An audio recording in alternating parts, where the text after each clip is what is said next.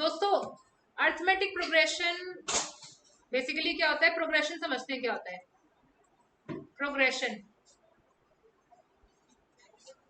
Progression होता है a sequence of numbers one after another which follows particular rule जो एक पर्टिकुलर रूल फॉलो करता है प्रोग्रेशन। जैसे कि बच्चों फॉर एग्जांपल प्रोग्रेशन बताया, अर्थमेटिक प्रोग्रेशन नहीं बताया है। कोई भी सीक्वेंस जिसमें नंबर्स आपके फॉलो होते हैं और वो एक पर्टिकुलर फॉर्मूला या कोई पर्टिकुलर रूल फॉलो कर रहा होता है, follows particular rule. For example जैसे कि मैं आपसे बोलती हूँ 2 3 5 7 11 चल रहा है। क्या फॉर्मूला फॉलो कर रहा है? क्या रूल फॉलो कर रहा है? प्राइम। ऑड नहीं है, पहले इवन ही है। प्राइम नंबर्स है बच्चों। तो कोई भी प्रोग्रेशन जो पर्टिकुलर रूल फॉलो करता है अपने नंबर्स के लिए, अपने सीक्वेंसिंग नंबर्स के लिए, उसे प्रोग्रेशन कहा जाता है। प्रोग्रेशन कुछ भी हो सकता है, जैसे कि ऑड इवन ऐसे भी हो सकता है। ये इवन का हो गया, ये हमारा ऑड के लिए हो गया 1 3 5 7 9, तो कुछ भी हो सकता है। लेकिन अगर हम बात करते हैं अर्थमेटिक प्रोग्रेशन की, अच्छा दोस्तों पता है मैं ऐसे भी लिख सकती हूँ 1 4 9 16 25 36 और चल रहे क्या हो रहे हैं? स्क्वायर। तो यानी कि किसी के स्क्वायर का फॉर्मूला फॉलो कर रहा है। अच्छा अब अगर प्लीज ध्यान देना बच्चों, सुन लो अभी, जब ये सीक्वेंस चल रहा है तो एंड नहीं हो रहा कभी। तो अगर मैं बोलूं कि यार इसकी 50th टर्म बता दे कोई बच्चा मुझे, मतलब चलते जा रहा है 50th टर्म, ये दो ना हमारा ए के नीचे N term 50th nth term बोलते हैं इसे, क्या बोलते हैं? nth term. तो मैंने देखा कि इसके 1 ने 1 स्क्वायर, पहली टर्म ने 1 स्क्वायर दिया, दूसरी टर्म ने 2 स्क्वायर दिया, तीसरी टर्म ने 3 स्क्वायर दिया। तो क्या 50th टर्म 50 स्क्वायर नहीं देगी? समझ रहे नहीं समझ रहे बात? नहीं समझे? हमने देखा कि ये फॉलो क्या करने वाला है सीक्वेंस। इसने पहली टर्म A1 1 दी, A2 4 दी, A3 9 दी, तो यानी कि ये जिस पोजीशन पर उसका स्क्वायर दे रहा है ना, तो ये 50th पोजीशन पर है तो 50th का स्क्वायर दे रहा है। तो यानी कि हमारी 50th पोजीशन 2500 होगी। तो दोस्तों अगर आपको प्रोग्रेशन का फॉर्मूला पता चल जाता है, रूल पता चल जाता है, तो आप उसकी कोई भी टर्म निकाल सकते हैं। ठीक है जी। सो ये अभी आपको लिखना नहीं है, आप सिर्फ ऊपर वाले प्रोग्रेशन लिख लीजिए, हम अर्थमेटिक प्रोग्रेशन पर बात करेंगे। ठीक है, अर्थमेटिक प्रोग्रेशन पर बात करेंगे। Put heading arithmetic progression.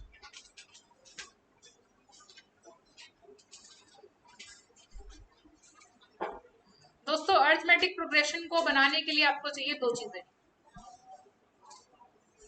जैसे बेस को बनाने के लिए चाहिए एक चीज, सेल्फ कॉन्फिडेंस। चलिए अर्थमेटिक प्रोग्रेशन बनाने के लिए क्या चीज चाहिए गुरुनैन? अरे पढ़ा है तुमने स्कूल में तो बताओ, पढ़ा हुआ है तभी तो पूछ रही हूँ, इससे थोड़ी पूछूंगी पुनीत से, उसको नहीं पता भाई। तो इससे पूछ लेते हैं, सक्षम से पूछ लेते हैं। फॉर्मूला नहीं पूछ रही मैं, प्रोग्रेशन बनाना है तो क्या चीजें चाहिए?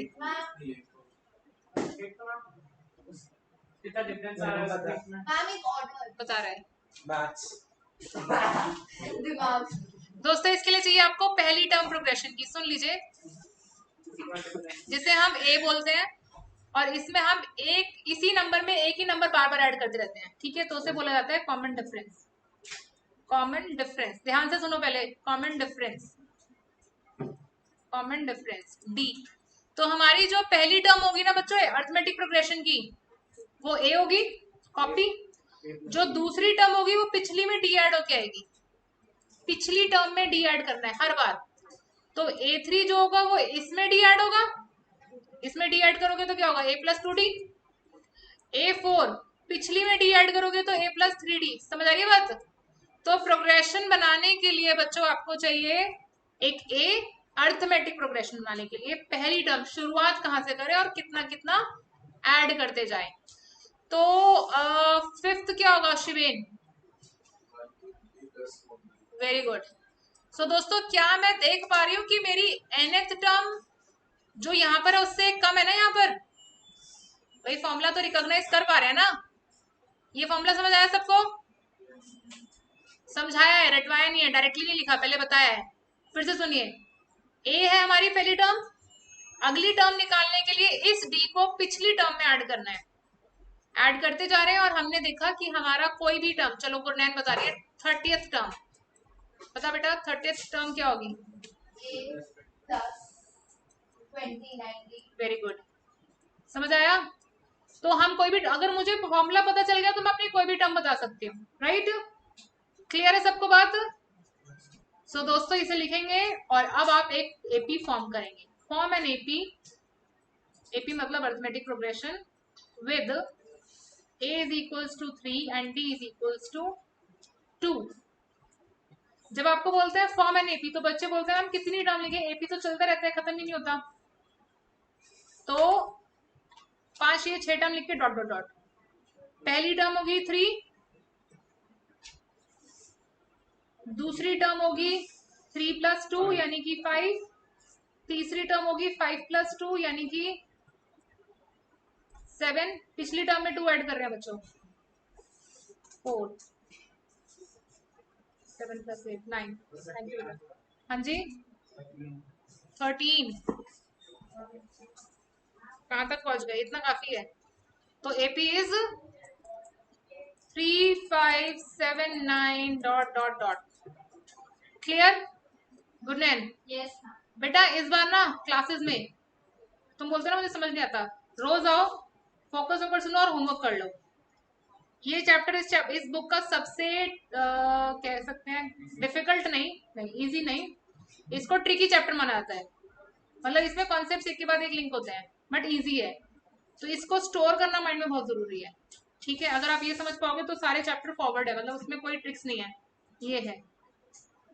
तो इसलिए इसको ध्यान से सुनो, चैप्टर समझ आएगा अच्छे से। Next, how to check an AP. check whether given progression is an AP or not। शिवन आपने नोट कर लिया था?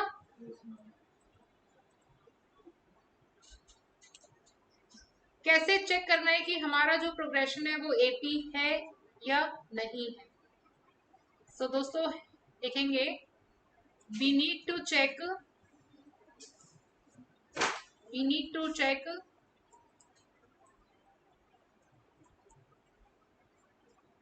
difference between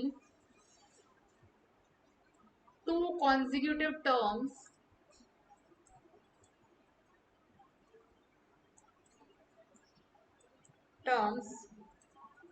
we need to check difference between two consecutive terms. If same, then given progression is AP. Then given progression is an AP.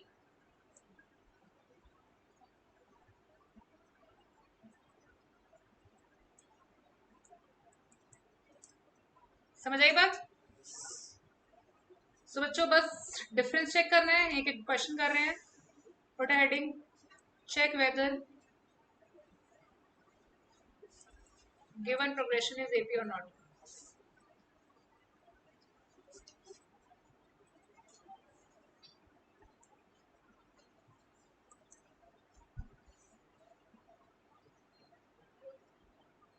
Seven 11 15 19 23 चलते जा रहे हैं। अब डिफरेंस उतनी ही टर्म में चेक करेंगे जितनी दिख रही है, ज्यादा में चेक भी नहीं कर पाओगे क्योंकि जितनी दिख रही है। आप पहले इन्हें नेम कर दो, इनके नीचे छोटा छोटा लिख दो A1 A2, A3, A4, A5। A5 का मतलब है 5th पोजीशन पर 23 है दोस्तों, 5 पोजीशन है उसकी। तो डिफरेंस कैसे निकालते हैं प्लीज सुनिए, मैंने बोला है कंसेक्यूटिव टर्म्स का, लेकिन उसमें A2 पहले होगा A1 minus, A2 minus A1 निकालो, कितना आ रहा है 4, फिर A3 माइनस A2 निकालो। आप समझ रहे हो मेरी बात? प्रोसीडिंग माइनस सक्सीडिंग, नहीं succeeding minus proceeding. A1 minus A2 नहीं निकालना, ओके। A3 माइनस A2 करेंगे, 15 माइनस 11, 4 आ रहा है। जितने दिख रहे हैं सबके लिए निकालेंगे। A4 माइनस A3, जहां भी अलग हो गया वहीं बोल देंगे AP नहीं है।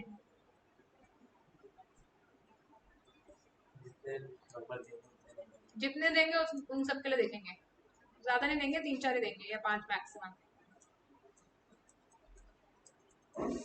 है दोस्तों ये एज डिफरेंस इज सेम, ये बच्चों कॉमन डिफरेंस होता है। आपको पता है ये ना जो हम देख रहे हैं ये कॉमन डिफरेंस है, common difference is same, therefore given progression is an AP।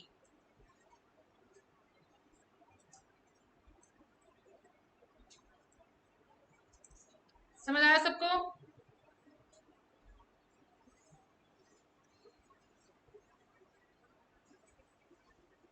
Next question, इसी का पार्ट है, second part.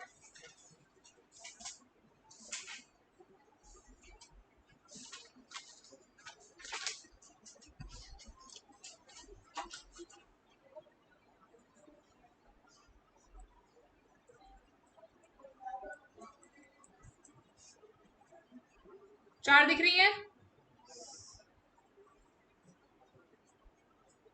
A1 A2 A3 A4 छोटा छोटा लिख देते हैं इनके नीचे।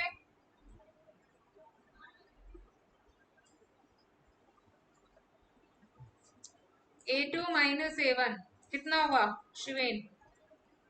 क्या हम इन्हें सब्ट्रैक्ट कर सकते हैं?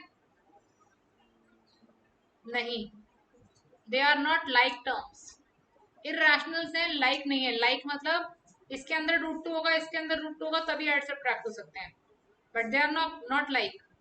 अभी तो हम कुछ नहीं कर सकते हैं, हम इन्हें इसे ब्रेक कर सकते हैं, फैक्टराइज कर सकते हैं। यस, 8 हो जाएगा, √8 हो जाएगा 2√2 बच्चों, क्योंकि उसका एक 2 बाहर हो जाएगा और अब सब्ट्रैक्शन हो सकती है। 2 माइनस 1 इज √2 ओनली। समझ आया सबको? हमें हर एक बार करना, हाँ सबके लिए करना होगा ये, क्योंकि सब फैक्टराइज हो रहे हैं, प्राइम फैक्टराइज हो रहे हैं। A3 माइनस A2, जब तक कि डिफरेंट नहीं मिलेगा हम तब तक करेंगे, डिफरेंट मिलने के बाद ही बोल देंगे AP नहीं है। 32 माइनस √8, ये हो रहा है 2 इंटू 2 इंटू 2 इंटू 2, 4 बार 5 बार, सॉरी ये 3 बार, इसमें से 2 पेयर बाहर जाएंगे तो 4√2 हो गया माइनस √2, तो ये 2√2 आ गया बच्चों। डिफरेंट हो गए ना, एक आया √2 और एक आ गया 2√2, आगे मत करो, आने तो जो भी आएगा डिफरेंस सेम नहीं है ना, सेम होना चाहिए, तो ये सेम नहीं आया। हाँ तो 2√2 ही तो लिखा है,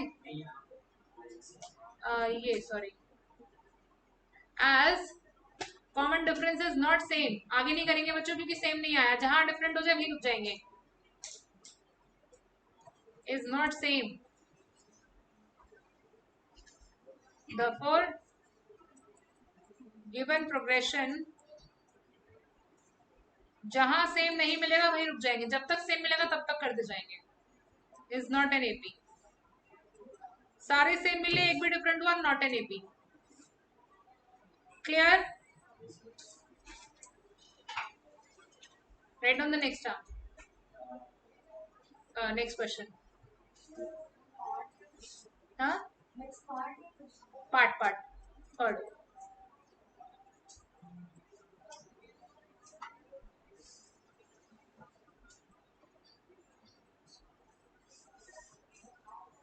दोस्तों ये प्रोग्रेशन है, पढ़ चुके हम।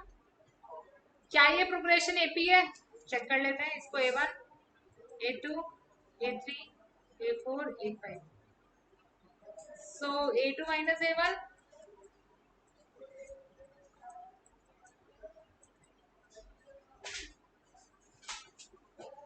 A3 minus A2.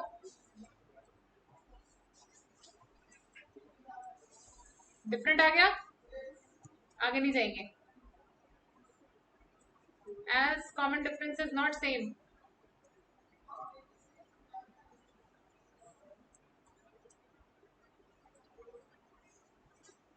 Therefore, given progression is not an AP.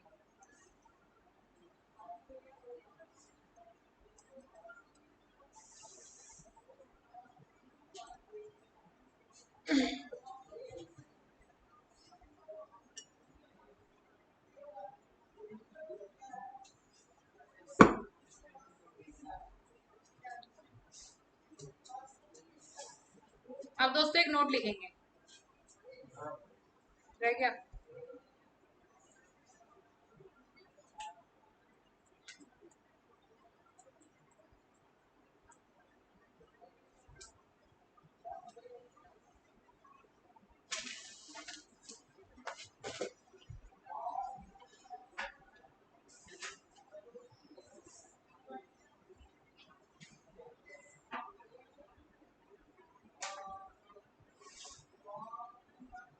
Done. दोस्तों नोट लिखेंगे. In an AP, in any AP, we always conclude there must be a constant increase or decrease in terms of an AP. कोई भी AP अगर होती है तो उसमें जब भी टर्म्स या तो बढ़ती हैं या घटती हैं एक पर्टिकुलर कांस्टेंट से.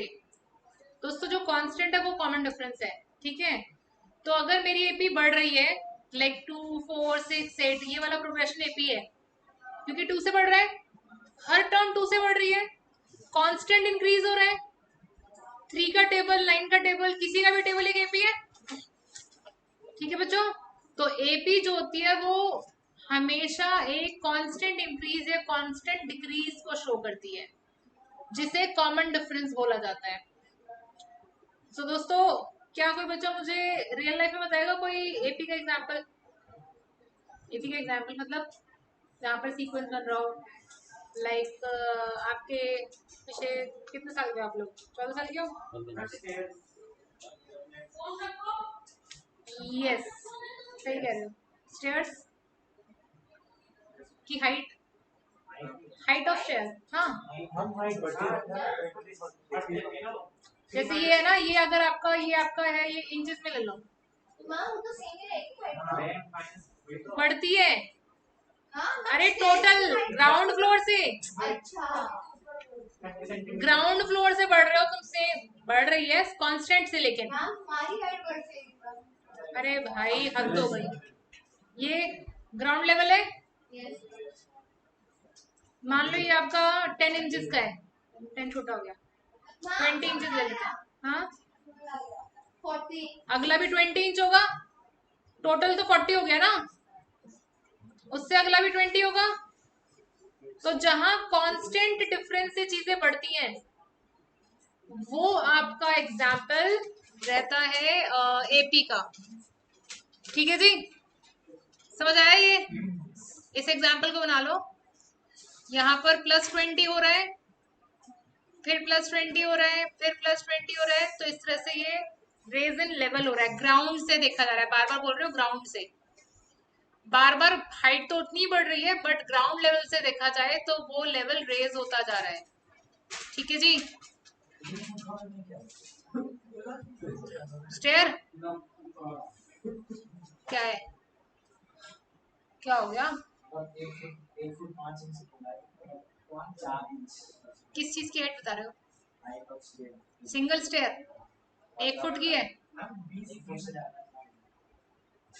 10 ले लो भाई, 2. ठीक है, ठीक है अभी। अरे यार वो वैसे देख रहा था उसको कि इमेजिनेशन ढंग से करो वरना मत करो, यही बोल रहा हूँ। 10-10 इंच का रहता है वैसे, हम 20 का ज्यादा ऊंचा हो जाएगा। कोई बात नहीं, अरे कोई बात नहीं, कोई बात नहीं, कोई बात नहीं, लिख लो। ठीक है, समझ आ गया। और कहीं देखा है एपी का एग्जाम्पल? सेम है, लैडर स्टेयर एक ही बात है। फ्लोर्स, बिल्डिंग के फ्लोर्स। एज भी एपी है क्योंकि हर साल एक ही साल बढ़ता है। एक एपी है ना, हर साल 1 से तो बढ़ रही है, तो एज भी एपी कह सकते हो। और फ्लोर्स इन अ बिल्डिंग, क्लास क्या? हर साल एक ही बार जरूरी नहीं है, ये जरूरी नहीं है भाई, ये जरूरी नहीं है। अपार्टमेंट्स इन अ बिल्डिंग का जो यूजुअली ऐसे ही रहता है बच्चों, कोई भी डिजाइन होता है आर्किटेक्चर डिजाइन, उसमें हमेशा हर फ्लोर का साइज लेंथ सेम ली जाती है। ठीक है, ऐसे बोल सकते हैं। और क्लासेस का कुछ नहीं बोल सकते भाई। ठीक है, क्लास सबकी एक साल हर साल बढ़ती है, कई साल बढ़ती नहीं। और मेरा तो एक बच्चा जो पिछले 3 साल से 12th नहीं है, सॉरी 2 साल से। पूछो क्यों? तैयारी कर रहे हैं ना जेई की। तो अभी तक बेचारे ने कहीं एडमिशन नहीं आनी है, तो भाई जब तैयारी है तो फिर कहाँ एडमिशन लें। तो इसलिए 2 साल पीछे हो गए ना, उसकी एजुकेशन पूरी 2 साल पीछे चली गई है। किसकी तैयारी कर रहा है? आईआईटी। आईआईटी, अच्छा अंकल जेल की, जेल में जाने की, जेईई तैयारी करो तुम। चलिए आगे बढ़ते हैं। क्वेश्चन समझ आ गया सबको? अच्छा दोस्तों, आपने एक चीज में एग्जांपल देती हूँ। हमने लीनियर में एक क्वेश्चन पढ़ा था, आपने देखा होगा, जब हमने लैंडिंग लाइब्रेरी का क्वेश्चन था कि कोई भी बुक आप बोरो करते हो आपको ₹10 देने हो जाते हैं। ऑटो वाला ले लो, ऑटो का स्टार्ट हुआ, हायरिंग रेट मान लेते हैं 20 है, ऑटो हायर कर लिया या कोई भी कार कैब जो भी है। उसके बाद पर किलोमीटर के हिसाब से रेज होते हैं, पर किलोमीटर में 20 रुपीज रेज हो रहा है। ठीक है जी, तो इस तरीके से ये भी एक एपी फॉर्म करता है। तो कई बार आपको सिचुएशंस दी जाती है और जो केस स्टडीज होता है उसमें आपको ये पहचानना होता है कि कौन ए है और कौन डी है। मेरी बात समझ आई? A 10 है जहां से स्टार्टिंग होगी, और डी होगा जो इंक्रीमेंट फिक्स्ड है। Is that fine? इस तरह के दोस्तों आपके केस स्टडी बेस्ड क्वेश्चन आते हैं इस चैप्टर से। अच्छा एक सुनिए, एक और है। डिफरेंस का आंसर नहीं आता, डिफरेंस, हाँ वो भी वही है। अच्छा गुरनैन बता रही है, एक रेस हो रही है, एक गर्ल भाग रही है, गर्ल यहाँ पर खड़ी है,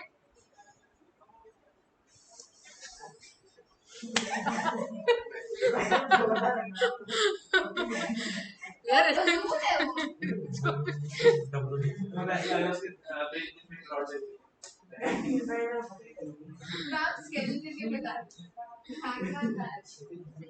खत्म। मेरे को ड्राइंग नहीं आती भाई। तो यहाँ पर उसने रेस शुरू करी है, यहाँ पर पोटैटो रेस है ये, कि यस पोटैटो रेस। नहीं खेली कभी? देख लो, उठाने होते हैं ये पोटैटोज रखे हैं 5 ले, कितने हो गए हैं? 1 2 3 4 5 6 7 8। ठीक है, अब इसको भागना है, सभी लोग भाग रहे होंगे, ये एक है, ये इसको पिक करेगी, वापस यहाँ जाएगी, फिर पिक करेगी दूसरा, फिर वापस जाके डालेगी, फिर आएगी, फिर डालेगी, रेस हो रही है। समझ आ गया? आप पूरी बात सुन लो, अभी क्वेश्चन पूरा नहीं हुआ। क्वेश्चन ये वाला पहला पोटैटो इसका 5 मीटर के डिस्टेंस पर है। ठीक है, उसके बाद 3-3 मीटर के डिस्टेंस पर है। पूरी क्वेश्चन सुन लो पहले। ठीक है दोस्तों, इस तरह से सिचुएशन बेस्ड इतनी नॉलेज से हम कोई भी केस स्टडी कर सकते हैं इस चैप्टर की, जितना अब तक हमने पढ़ लिया। 3 मीटर 3 मीटर।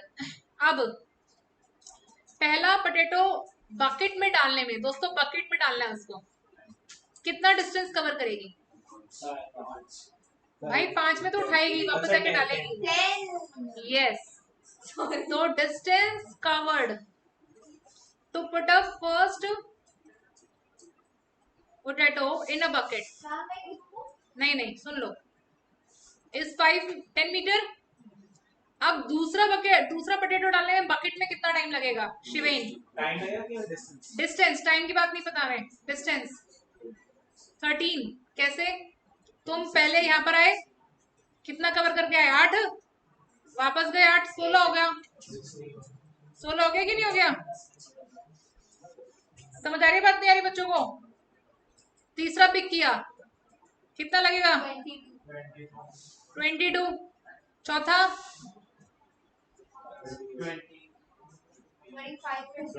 28। और दोस्तों आपको दिख गया होगा ये फिक्स है और ये +4 से बढ़ रहा है। सॉरी 6 से बढ़ रहा है। So this is an AP मिल गई है बच्चों। तो अगर मैं पूछती हूँ इस रेस का 9th पोटैटो उठाने में उसको कितना डिस्टेंस कवर होगा, आप सीधा A9 निकालोगे।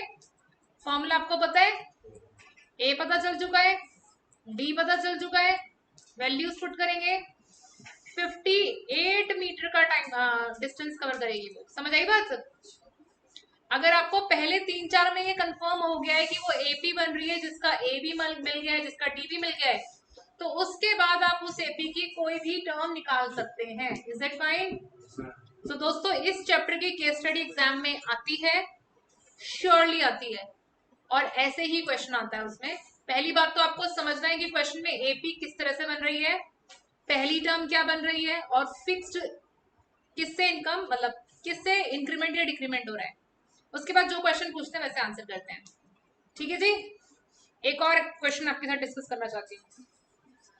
क्वेश्चन से ज्यादा ना इस चैप्टर की कॉन्सेप्ट की अंडरस्टैंडिंग आपको करनी है। क्वेश्चन तो बच्चे कर लेते हैं, क्वेश्चन ऐसा आता तो नहीं कर पाते हैं, समझ नहीं पाते हैं जो भी है। चलिए एक क्वेश्चन है, ए अर्निंग ₹1000 तो कम हो जाएगा ना 10,000 ले लेते हैं पर ईयर लेना है मुझे।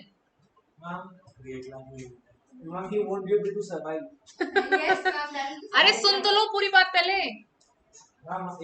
अरे नहीं, इन ईयर 1980। अरे भाई कौन से साल का बंदा है भाई? 1980 का है, सही है, रईस है वो, रिच पर्सन है, पता नहीं तुम्हें। 1980 का है and his income raised by ₹200 every year. इतना ऐसा भी है 2000 every year. Find income in year 2000. समझ आया क्वेश्चन? यानी कि ये एपी तो है जिसका स्टार्टिंग ये था और इंक्रीमेंट ये था। यस बच्चों, तो आप सबसे पहले तो ए ले लेंगे जो फर्स्ट टर्म होती है, और जहां पर हर साल का इंक्रीमेंट है वो डी है। कितने साल के बाद इसने पूछा है, काउंट करो। 20। तो A20 पूछा है, 10 नहीं 20। क्या हुआ? A20 पूछ रहे नहीं पूछ रहे हैं भाई? 20वीं टर्म होगी ना 2000। पहली टर्म अगर ये एपी बन रहा है 1980 पर आ गई, उसके बाद 1981 पर आ गई, 2000 पर पहुंचते पहुंचते 20 साल लग जाएंगे। तो बस A20 बताना है आपको।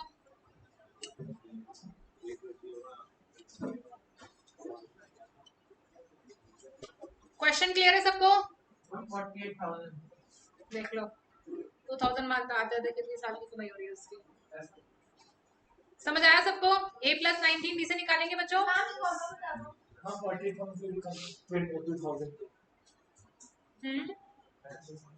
ये भी कम है भाई, 60s 80s में ले लेते फिर इसको बेचारे को। चलो छोड़ो यार, क्वेश्चन का कॉन्सेप्ट समझ आ गया आपको? सिंपल सी बात है, समझ आना चाहिए करना क्या है। 19 × 2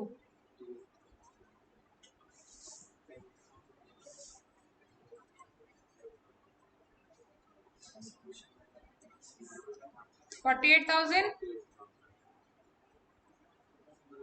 पर ईयर दोस्तों इसमें ना क्वेश्चन का लेवल धीरे धीरे रेस करेंगे। आज हमने 2 केस स्टडी डिस्कस किया, हर क्लासेस की केस स्टडी डिस्कस होगी। बोलो, कुछ बोल रहे थे, अगली क्लास में बोलोगे? इसमें मैन्युफैक्चरिंग प्रॉब्लम्स आती है, इसमें आपकी ट्रांसपोर्टेशन प्रॉब्लम्स आती है, बहुत तरह की प्रॉब्लम्स आती है जिन पर केस स्टडी फॉर्म होती है। इस चैप्टर का 4 नंबर का एक क्वेश्चन केस स्टडी का जरूर आता है, ठीक है। और बाकी सिंपल सिंपल 2 to 1 मार्कर्स आते हैं जो बहुत इजी होते हैं, ठीक है जी। यहाँ तक क्लियर है सबको? अब हम बहुत सिंपल क्वेश्चंस कर रहे हैं। राइट डाउन, एक बड़ी सी हेडिंग डाल लीजिए, an is equals to a plus n minus 1d nth term. ये तो हमने सीख लिया ना, ऑफ एन एपी।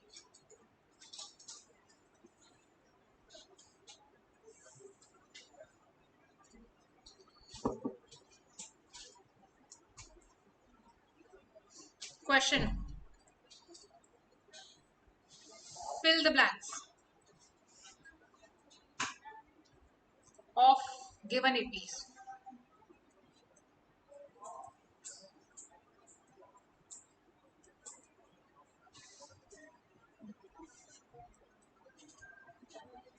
ध्यान से सुनेंगे सब बच्चे, प्लीज 2 मिनट के लिए स्क्रीन पर ध्यान देंगे। दोस्तों किसी भी एपी में आपको कुछ टर्म्स दिख रही है, कुछ मतलब मिनिमम 2 दिखेंगी, minimum 2। Minimum terms given should be 2, बाकी और भी दे सकता है वो, मिनिमम 2 रहेंगी। 2 terms will be given. 2 term से हम कैसे पूरी एपी निकाल सकते हैं? पूरी एपी मतलब कुछ भी लिख सकते हैं, फिर उसकी कोई भी टर्म। ये कौन सी पोजीशन पर है शिवेन? 10 पोजीशन, सेकंड। पहला तो ब्लैंक है, रुक जाओ, ऐसे नहीं, ये तो सिंपल क्वेश्चन है इसलिए। शिवेन बेटा 20th कौन सी पोजीशन पर है? 4th। अब रुक जाइए, लिखिए मत अभी। गुरनैन बेटा A2 का फॉर्मूला क्या होता है?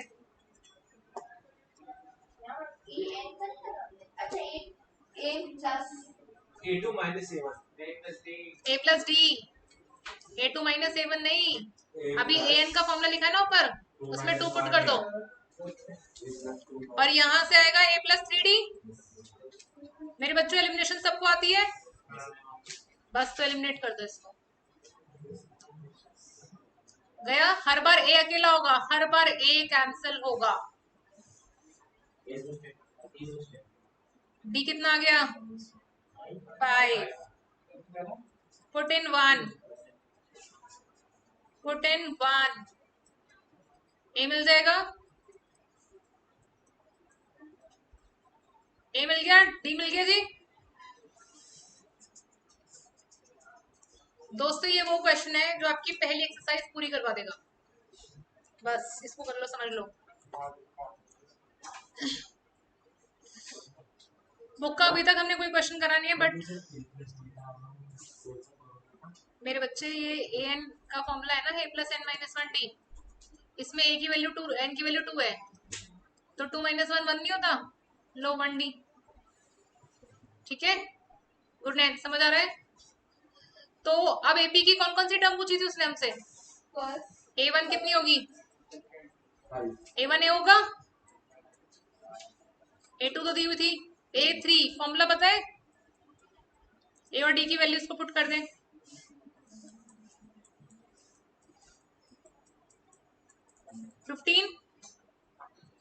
शिवेन समझ आ रहा है?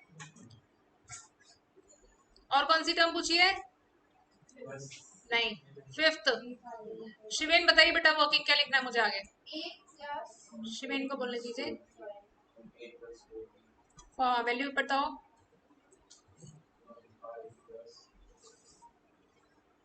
4 into 5, समझ आ गया बच्चों? एक सवाल एक्सरसाइज कंप्लीट हो गया। ये समझ आया? एक और करेंगे ऐसा।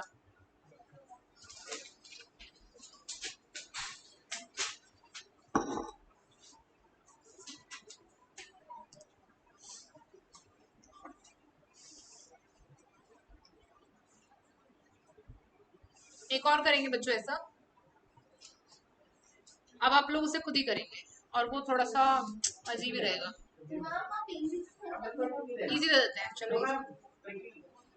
अरे नहीं इजी दे रहे हैं, अरे नहीं।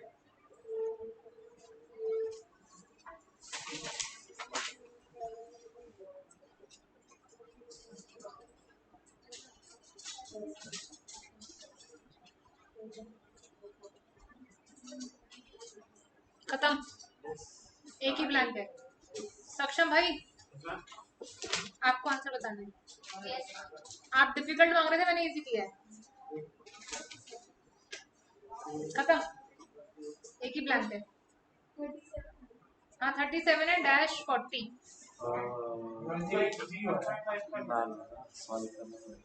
किसमें?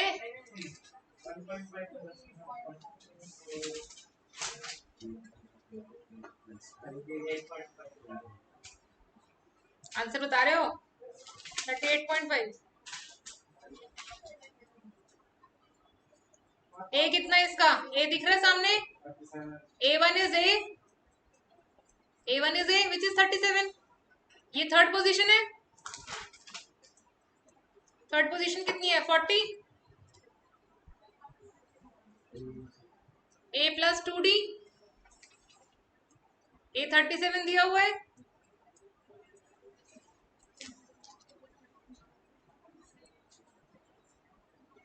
This is what?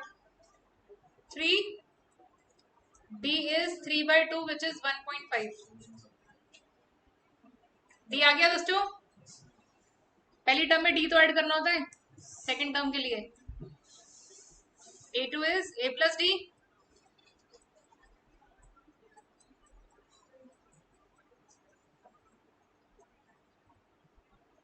क्या सबको ये क्लियर है? अब दोस्तों इसका एक शॉर्ट ट्रिक,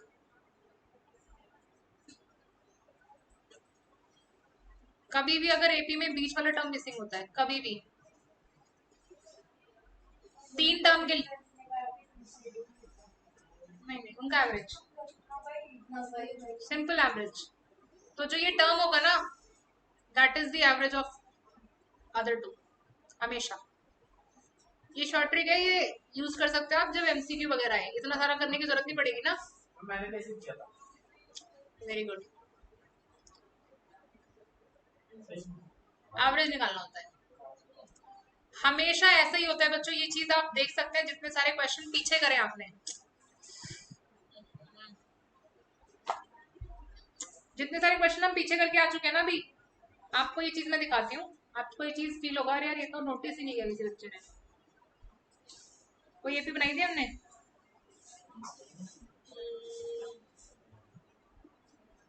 कोई एपी वाला क्वेश्चन किया था, क्या कर रहे थे देर दिन, ये करा था, ये देखिए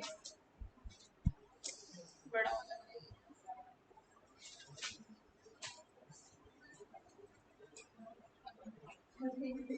सॉरी।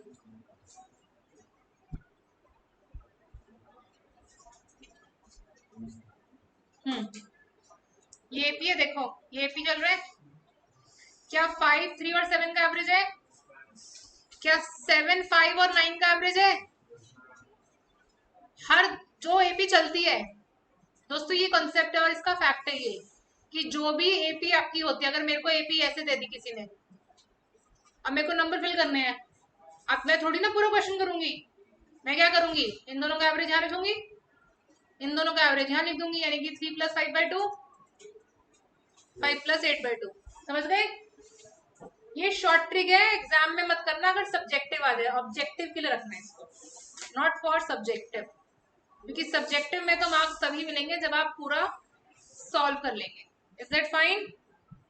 यस बच्चों, क्लियर है? ये देखिए यहाँ पर भी आप ये चीज चेक कर सकते हैं, 11 आ रहा है, 17 और 15 का एवरेज है, चेक कर लो आ रहा है कि नहीं आ रहा है। तो एपी का दोस्तों ये रूल है, कोई भी टर्म जब हम लिखते हैं तो वो दो के बीच में जो आती है वो उन दोनों का एवरेज होता है।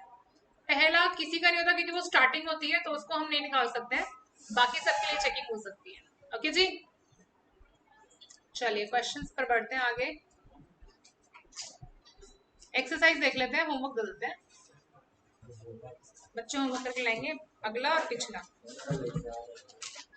हाँ जी बेटा, कोई बात नहीं, एग्जाम देके आके कर लेना। मुझे पता है तुम बहुत डेस्परेट हो होमवर्क करने के लिए। कोई बात नहीं, आगे कर लेना।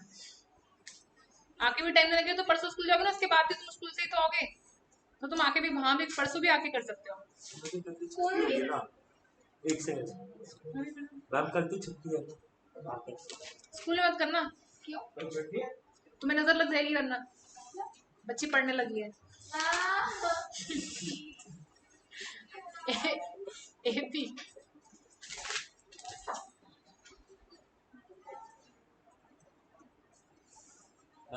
स्कूल में जो तुमसे पहला बंदा आके बोले ना, क्या बात है आजकल यार होमवर्क बड़ा करने लगा तू क्लास में, सोच लो वो तुम्हारा सबसे बड़ा दुश्मन है। मैम अगर आपका बेस्ट फ्रेंड बोले मैम अगर आपका तुम्हारे बस तो तुम्हारा बस दोस्त बेस्ट फ्रेंड बाहर से ही, अंदर से नहीं है। मेरी फ्रेंड मुझे मेरी लेक्चर मॉनिटर डालती है। क्या कॉन्सेप्ट है ये?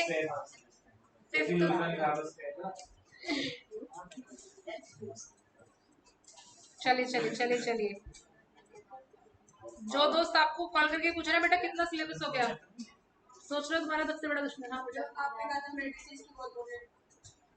हाँ दे रही हूँ मैं भी, आ रही हूँ। हम सब तो एक दूसरे को पूछता हम तो बस दोस्त वोस्त नहीं हो तुम, दुश्मन नहीं थे, दोस्त भी नहीं हो। अब जो काम मांगे वो तो दोस्त है यार ऑब्वियसली। चलिए मार्क कीजिए। हाँ हो गई है। एक मिनट आ रहे हैं, बस होमवर्क देके आ रही हूँ मैं। दोस्तों फर्स्ट एक्सरसाइज से मार्क कीजिए, होमवर्क थोड़ा सा NCERT. Exercise 5.1 question 2, 3, 4। Only first 3 part of each question. Only First 3 part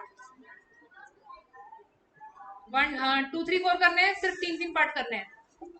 second exercise पे आता है, होमवर्क खत्म नहीं हुआ अभी। सेकंड एक्सरसाइज क्वेश्चन 1, 2, 3 बस, ऑल पार्ट्स 1, 2, 3 ऑल पार्ट्स। आज हम इतना ही करेंगे बच्चों।